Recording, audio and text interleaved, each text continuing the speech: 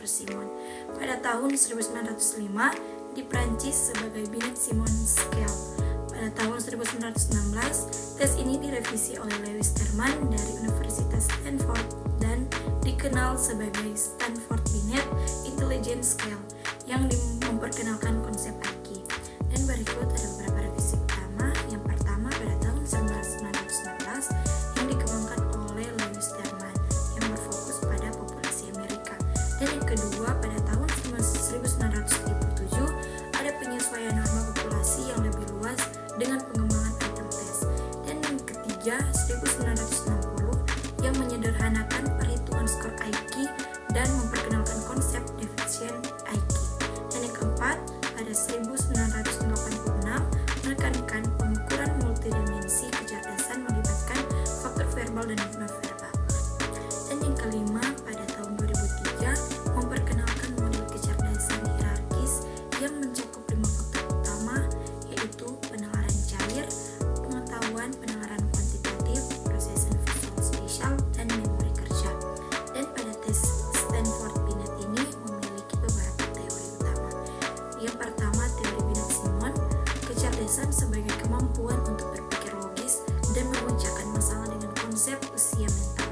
Dan yang kedua konsep IQ yang dikembangkan oleh Lewis Terman menggunakan formula usia mental atau usia kronologis kali 100. Dan yang ketiga teori faktor umum oleh Charles Perman, kecerdasan dipandang sebagai kemampuan umum yang mengambil berbagai tugas kognitif.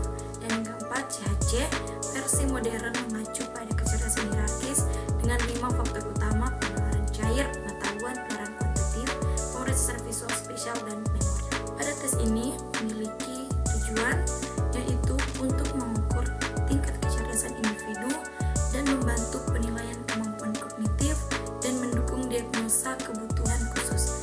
Alat ini juga berfungsi untuk mengidentifikasi individu berbakat atau dengan kebutuhan khusus, menilai kemampuan kognitif secara menyeluruh serta membangun perencanaan pendidikan dan intervensi psikologis. Dalam tes Stanford Binet ini memiliki 5 aspek.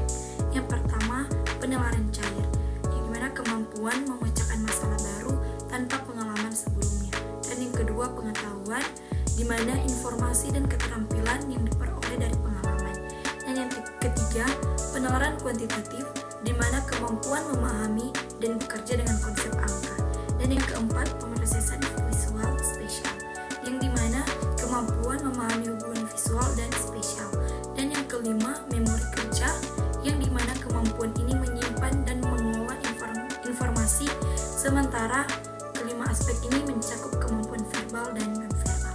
Yang berikut administrasi tes Binet, yang dimana dilakukan secara individual di lingkungan tenang dengan tester yang terlatih.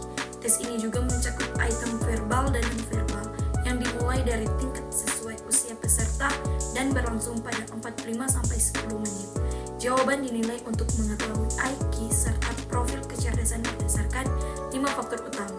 Dan hasil ini digunakan untuk perencanaan pendidikan atau